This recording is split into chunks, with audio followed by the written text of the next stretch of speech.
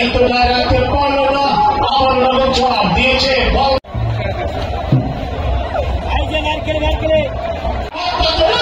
কি করে দিয়েছিলেন বিপদ সীমানা, কিন্তু না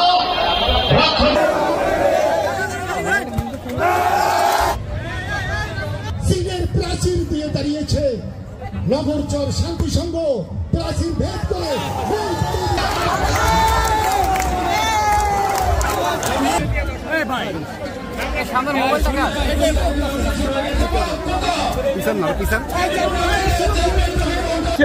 কোন পিয়ার পদ্ধতি জনগণ চায় না, অতএব পিয়ার পদ্ধতিতে নির্বাচন হবে না।